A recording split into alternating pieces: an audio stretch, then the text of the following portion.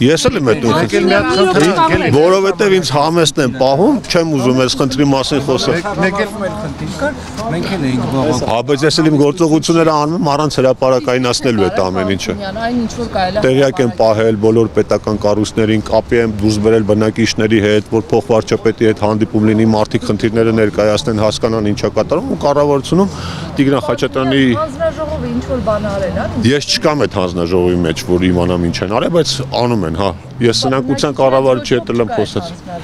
Դե չգիտեմ այդ հանձնաժողովի ձևաչափը ոնց է, կոնկրետ ինչ են անում, բնակիչների կարիքը ինչքանով կա, ինչքանով չէ, բայց եթե հիմա բնակիչները ցանկություն ունեն իրանք էլ ներգրավել, կարծում եմ ոչ մի բան պետք է դրան չխանգարի։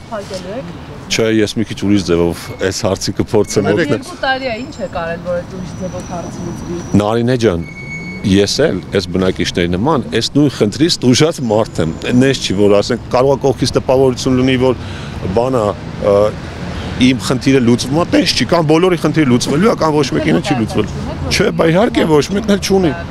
Այդ 7 բնակիչի երևի այդ պայմաններին համաձայնել են, գնացել են ստորագրել, ես համաձայն չեմ, որտեղ ես։ Անդրեան, վերջին հարցը գիտեք, որ Ամիո բանկը բնակիչների գումարն ամբողջությամբ հատկացրել է կառուցապատողին։ Լսել եմ տես բան։ Չէ, այն ժամանակ օրենքը թույլ տալիս էր, հիմա որ օրենքը փոխեցինք, հիմա արդեն թույլ չի տալիս։ Դե մի հատ հարց, քաղաքապետարանին էլ կասեք, էլի քաղաքապետը այդ ինչ օրենքով, ասեն գլխավոր հատակագծից առանձին հասցե է տվել։ Դա հանցագործության նման մի բան է, էլի։